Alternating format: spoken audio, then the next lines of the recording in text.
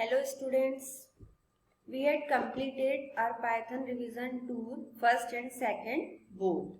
Now we are going to start functions chapter which is new for you. Class 11th में function आपने नहीं पढ़ा था, 12th में फंक्शन चैप्टर से स्टार्टिंग होती है। देखते हैं फंक्शन क्या होता है। A function can be defined as the organized block of reusable code which can be called whenever required. Python allows us to divide a large program into the basic building blocks known as a function. In other words, we can say that the collection of functions creates a program. Function is used to reduce program size. It makes a program more readable and understandable to a programmer. Function क्या होता है? अभी तक आपने Python में जो भी programming की है, लाइन बाय लाइन आपने सारा कोड लिखा है।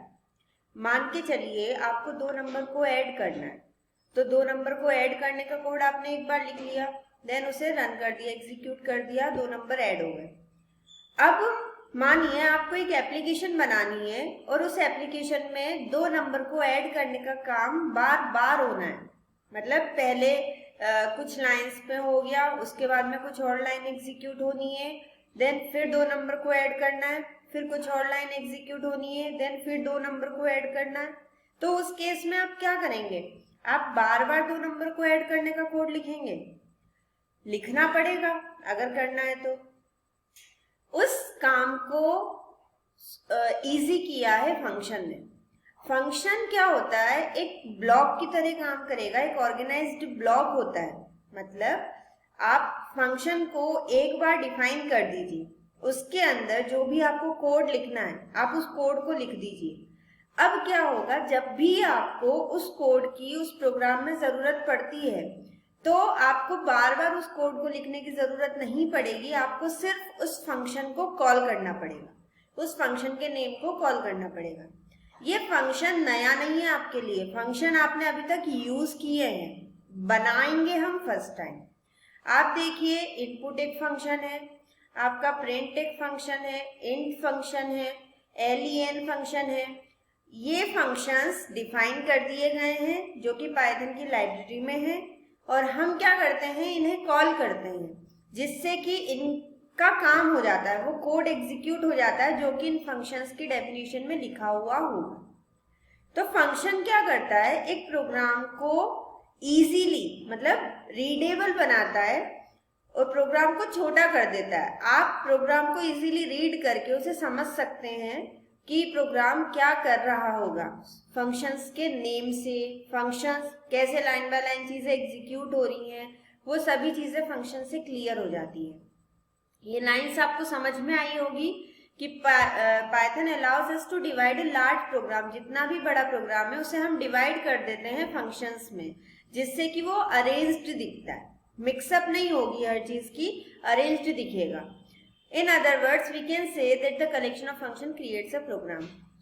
बहुत सारे फंक्शंस के कलेक्शन से ही एक प्रोग्राम बनता है। आप आगे भी, आप 12th के बाद भी कभी आगे पाइथन में काम करेंगे या किसी भी लैंग्वेज में काम करेंगे तो वहां पर फंक्शन ही क्रिएट होते हैं। फंक्शन बना बनाकर एंड में उन फंक्शंस को मर्ज कर दिया जाता है जो कि मेन में होता है, और वहीं से आपका प्रोग्राम एग्जीक्यूट होता है। जैसे जैसे फंक्शन कॉलिंग होती है वैसे वैसे एग्जीक्यूशन होता रहता है। फंक्शन आई होप कि आपको समझ में आया होगा। कुछ ब्लॉक्स हम बना देंगे, फंक्शन डिफाइन कर देंगे। एक बार आपने फंक्शन डिफाइन कर दिया देन आप उसे जितनी बार चाहे उतनी बार यूज कर सकते हो, जितनी बार चाहे उसे आप कॉल कर सकते हो। देखते हैं फंक्शन के टाइप्स क्या क्या होते हैं, कौन कौन से फंक्शंस होते हैं। 3 टाइप्स के होते हैं function: built in functions, functions defined in modules और user defined functions. Built in functions predefined functions होते हैं जो कि हमेशा अवेलेबल होते हैं, जिन्हें आप यूज कर सकते हो, पाइथन की लाइब्रेरी में होते हैं। जैसे len फंक्शन आपने यूज किया, टाइप फंक्शन यूज किया, इंट, इनपुट, और इसके अलावा भी बहुत सारे फंक्शंस हैं जो आपने यूज किए हैं। इन फंक्शंस को यूज करने के लिए हमें कोई मॉड्यूल वगैरह इंपोर्ट नहीं करना होता है, हम इन्हें डायरेक्टली यूज कर सकते हैं, इसीलिए इन्हें बिल्ट इन फंक्शन की कैटेगरी में रखा गया है। सेकेंड है फंक्शंस डिफाइंड इन मॉड्यूल्स। ये फंक्शंस भी प्रीडिफाइंड फंक्शंस होते हैं, लेकिन ये पर्टिकुलर मॉड्यूल्स के अंदर होते हैं। मतलब ये है कि अगर इन फंक्शंस को आपको यूज करना है तो आपको उस मॉड्यूल को पहले इंपोर्ट करना पड़ता है। जैसे आपको मैथ मॉड्यूल को इंपोर्ट आप करोगे तभी आप साइन फंक्शन को यूज कर पाओगे। मैथमेटिकल फंक्शन से रिलेटेड जितने भी फंक्शंस हैं वो सारे मैथ मॉड्यूल में होते हैं, तो उन मॉड्यूल को आपको इंपोर्ट करना पड़ेगा, देन आप उन फंक्शंस को यूज कर सकोगे, जो कि आपने 11th में किया है। RAND रैंडम मॉड्यूल को आपको इंपोर्ट करना पड़ेगा, तब RAND int ये सारे फंक्शंस आप यूज कर सकते हो। तो ये भी प्री डिफाइंड फंक्शंस होते हैं, बट ये मॉड्यूल्स के अंदर होते हैं, और बिल्ट इन फंक्शंस किसी मॉड्यूल के अंदर नहीं होते हैं, हम इन्हें डायरेक्टली एक्सेस कर सकते हैं, डायरेक्टली यूज कर सकते हैं। थर्ड आता है यूजर डिफाइंड फंक्शन, जो कि हम इस चैप्टर में करेंगे। यूजर डिफाइंड फंक्शंस वो होते हैं जो प्रोग्रामर अपने अकॉर्डिंग बनाता है। हम पाइथन के अंदर बड़ी बड़ी एप्लीकेशन क्रिएट करेंगे, अभी 12th में भी हम एक छोटी सी एप्लीकेशन क्रिएट करेंगे, वो कोई भी एप्लीकेशन हो सकती है, कोई गेम हो सकता है, student management system, library management system, कोई भी एप्लीकेशन हो सकती है। तो वहां भी हम छोटे छोटे फंक्शन बनाएंगे, जिससे कि एंड में उन फंक्शंस को मर्ज करके एक प्रोग्राम क्रिएट कर देंगे, एक एप्लीकेशन क्रिएट कर देंगे। तो यूजर डिफाइंड फंक्शन हमें समझना है कि ये कैसे बनाया जाता है, कैसे ये कॉल होता है। ये अगर आप समझ जाएंगे तो ये चैप्टर हमारा आधा सॉल्व हो जाता है। देखते हैं आगे, defining functions in Python.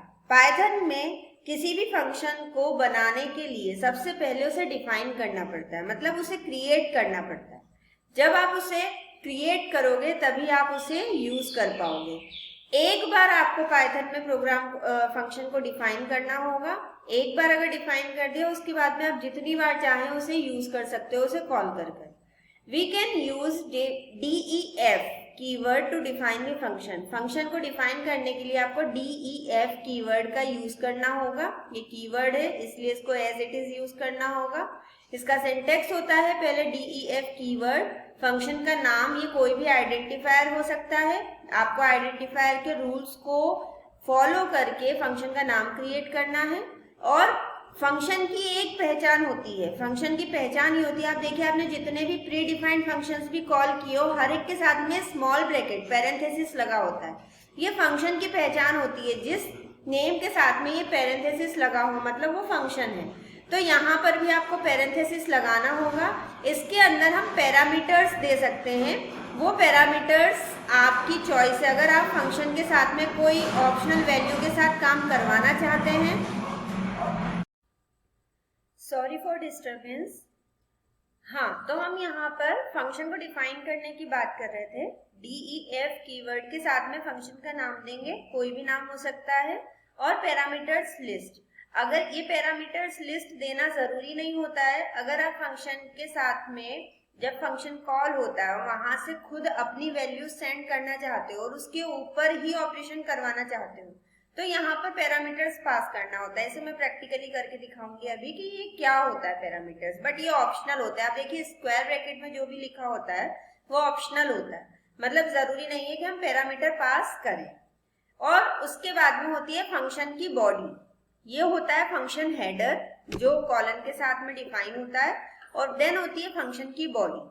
Function की बॉडी में आपको वन स्टेटमेंट देना तो जरूरी होता है, और उसके अलावा आप जितने चाहे उतने स्टेटमेंट्स दे सकते हैं, बट यहाँ भी आपको इंडेंटेशन का ध्यान देना है। आप इफ ब्लॉक आपने पढ़ा है, लूप्स आपने पढ़े, वहां भी आपने इंडेंटेशन यूज किया है, क्योंकि यहाँ पर कोई पैरेंथेसिस वगैरह नहीं होते हैं किसी भी ब्लॉक के लिए। ब्लॉक के लिए इंडेंटेशन होता है, जो कि आप जानते हैं। तो यहाँ पर इंडेंटेशन के साथ में स्टेटमेंट्स हमें लिखने होते हैं। एंड में एक रिटर्न एक्सप्रेशन, मतलब एक रिटर्न स्टेटमेंट और लगता है, क्योंकि हमारा जो फंक्शन होगा वो फंक्शन रिटर्न भी कर सकता है वैल्यू को, और नॉन रिटर्न फंक्शंस भी हो सकते हैं। मैं आपको दोनों तरह के फंक्शंस बनाकर अभी दिखाऊंगी। जैसे एग्जांपल हमने बनाया एक फंक्शन myfunc नाम से, तो आप देखिए DEF से हमने फंक्शन डिफाइन किया, कॉलन, यहाँ हमने पैरामीटर्स पास नहीं किए हैं। ये आपका फंक्शन हेडर हो गया, और इसकी फंक्शन की बॉडी जो कि इंडेंटेड है, इसमें हमने एक नॉर्मल प्रिंट स्टेटमेंट लिख दिया। मैं इसे एक छोटे से एग्जांपल से बताती हूँ। हमने पाइथन स्टार्ट किया, पाइथन में स्क्रिप्ट मोड ओपन करेंगे हम इसे करने के लिए।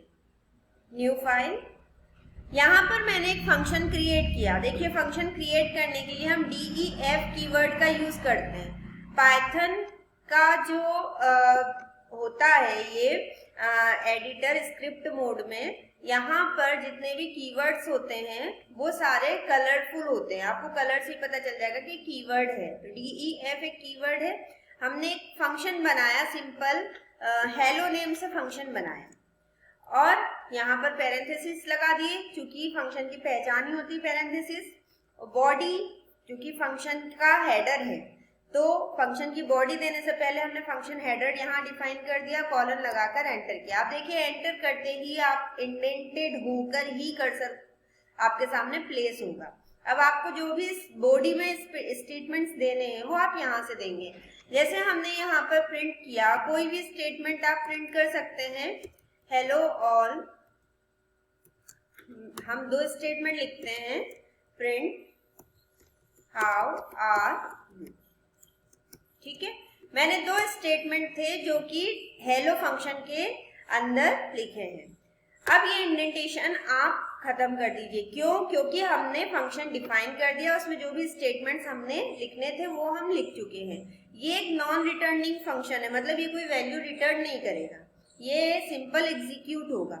अब बात आती है कि फंक्शन हमने क्रिएट तो कर दिया, लेकिन अब ये फंक्शन रन कैसे होगा? अभी तक तो statement line by line run हो जाते थे, अभी इस केस में हम इसे सेव करते हैं और इसे रन करते हैं, बट आपके सामने कुछ भी प्रिंट नहीं होगा। मैंने इसे हेलो नेम से ही सेव किया, hello.py, ये पहले से होगा इसलिए रिप्लेस कर दिया और इसे रन किया। आपके सामने इस समय कुछ भी प्रिंट नहीं होगा। क्यों नहीं होगा? क्योंकि कोई भी फंक्शन आप क्रिएट करो, सिर्फ डिफाइन करने से फंक्शन नहीं बनता। ये आपने सिर्फ एक फंक्शन डिफाइन कर दिया है। Interpreter line by line execution करता है, लेकिन इंटरप्रिटर लाइन बाय लाइन में देख लेता है कि DEF, उसने देख लिया DEF, मतलब वो खुद समझ जाएगा कि यहाँ पर एक फंक्शन डिफाइन हो रहा है। तो इंटरप्रिटर सिर्फ हेडर को एग्जीक्यूट करता है, वो ये देखता है कि जो हेडर आपने डिफाइन किया है वो उसका सिंटेक्स वाइज वो सही है और हेलो नेम से एक फंक्शन मेमोरी में क्रिएट कर देगा, लेकिन उसकी बॉडी को एग्जीक्यूट नहीं करेगा। इंटरप्रिटर किसी भी फंक्शन की बॉडी को तभी एग्जीक्यूट करेगा जब वो फंक्शन कॉल होगा।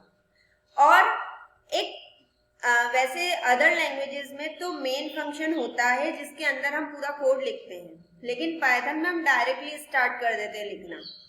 पाइथन में डायरेक्टली लिखते हैं, यहाँ कोई मेन फंक्शन नाम से कोई फंक्शन नहीं होता, लेकिन इंटरनली इंटरप्रिटर आप जिस भी स्टेटमेंट से कुछ भी लिखना स्टार्ट करते हैं, जैसे मानिए मैंने यहाँ पर प्रिंट लिखा वेलकम, मैंने एक स्टेटमेंट लिखा वेलकम। अब ये प्रिंट जो है इस फंक्शन से बाहर है, इसका इस फंक्शन से कोई रिलेशन नहीं है। ये जो प्रिंट माना जाएगा, इंटरप्रिटर इसे मेन का स्टेटमेंट माना जाएगा।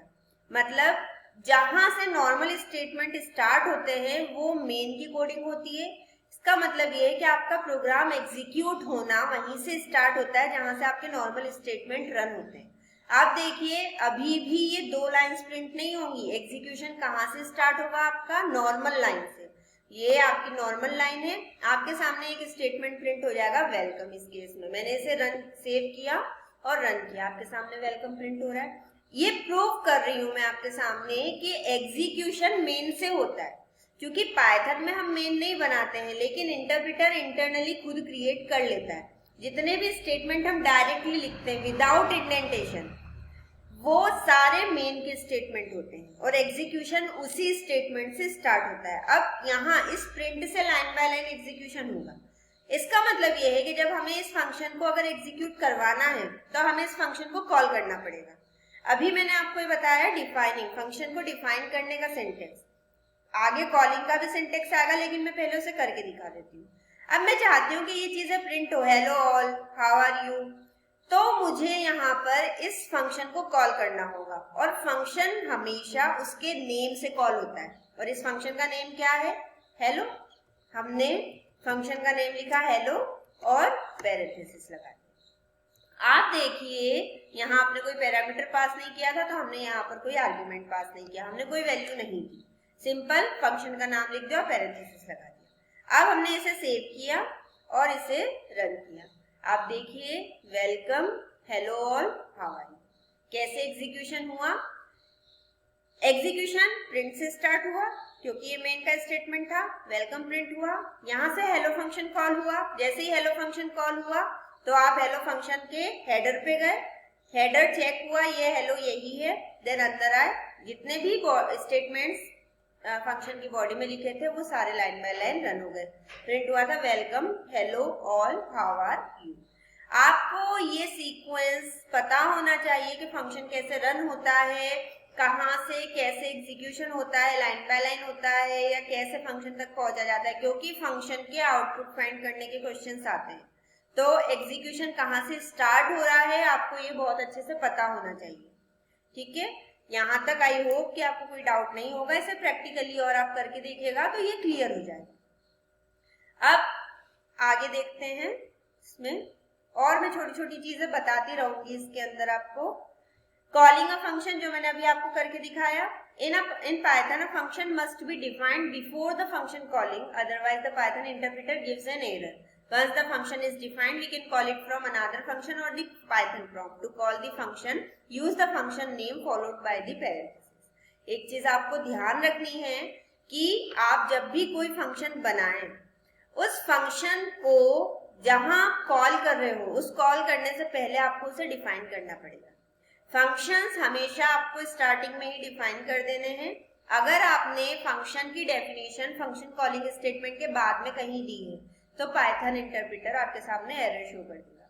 इसका मतलब ये है कि पाइथन में चाहे आप स्टार्टिंग में दो, लेकिन फंक्शन को कॉल कर रहे हो, उस कॉलिंग से पहले आपको फंक्शन को डिफाइन कर देना, ये ध्यान रखिए। मैं सजेस्ट करूंगी कि जितने भी फंक्शंस होते हैं उन्हें आप टॉप पे डिफाइन कर दीजिए, टॉप पे डिफाइन कर दीजिए सारे वन बाय वन, देन आप अपना मेन स्टार्ट करिए, कोड जो होता है मेन का वो स्टार्ट करिए। ठीक है, ये सिंटेक्स बता रहा है फंक्शन कैसे कॉल होगा, ये चीज हम करके देख ही चुके हैं, ये काम कैसे होगा।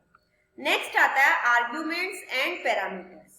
आर्ग्यूमेंट्स एंड पैरामीटर्स जो होते हैं ये वो होते हैं जो हम फंक्शन में पैरेंथेसिस के तौर पे पास करते हैं।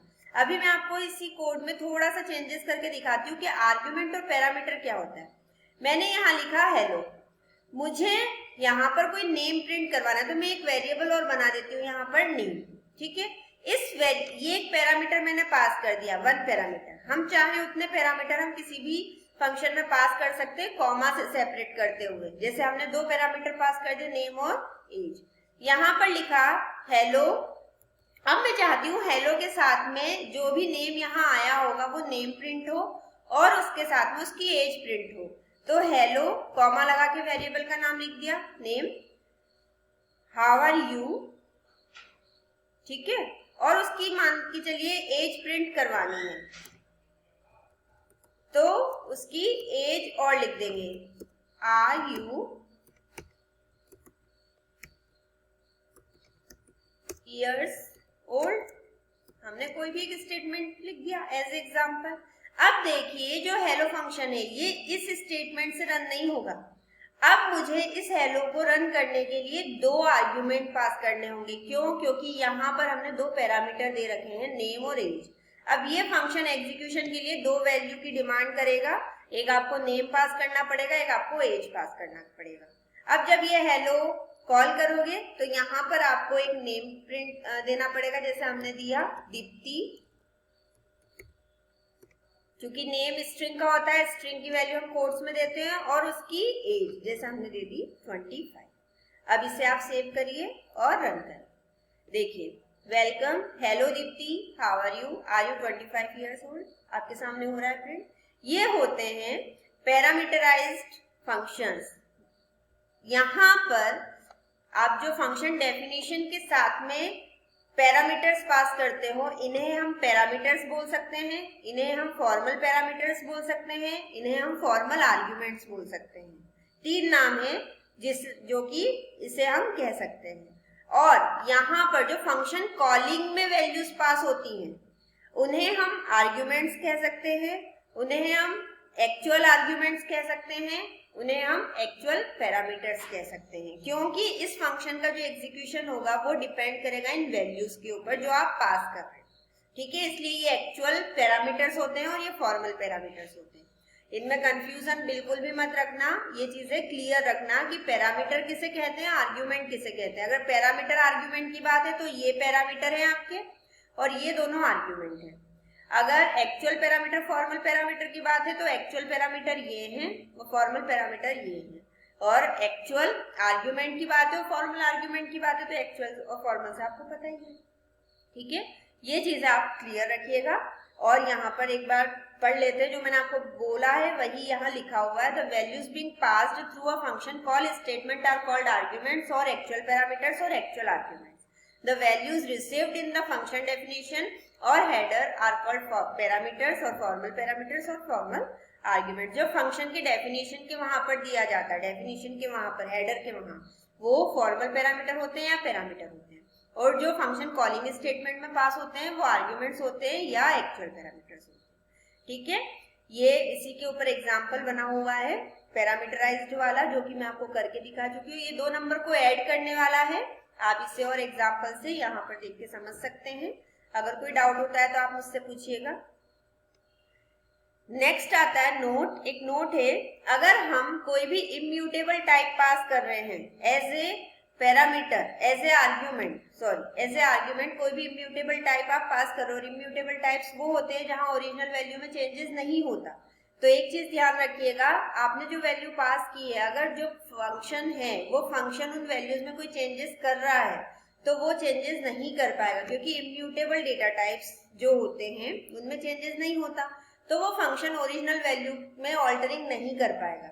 लेकिन अगर म्यूटेबल टाइप आप वहां पास कर रहे हैं तो वहां ओरिजिनल वैल्यू में चेंजेस हो जाएगा। ये चीज दोबारा से आएगी, अभी मैं आपको बताऊंगी passing arguments mutable and immutable, तो वहां ये चीजें क्लियर होंगी। इसे प्रैक्टिकली भी मैं आपको करके दिखाऊंगी। अब तब तक के लिए आपको एक क्वेश्चन करना है जो कि आपके लिए आज का असाइनमेंट है। आपको एक प्रोग्राम बनाना है पाइथन में जो कि ये 4 काम करे, subtraction, multiplication, division and addition, और हर एक ऑपरेशन के लिए आपको एक इंडिविजुअल अलग अलग फंक्शन बनाना है। प्रोग्राम एक ही होगा, 4 फंक्शन बनेंगे और वो चारों फंक्शन फिर मेन में कॉल होगा। आपको एक प्रोग्राम बनाकर उसका फोटो लेकर मुझे सेंड करना है, जिससे कि मुझे पता चले कि कितने बच्चों ने वीडियो देखी है और कितने बच्चों ने मेरा असाइनमेंट कंप्लीट किया। ठीक है, नेक्स्ट देखते हैं नेक्स्ट वीडियो में, जो कि हमारा नेक्स्ट सेशन होगा, वरना भी ज्यादा हो जाएगा और आप कंफ्यूज हो जाओगे। Thank you.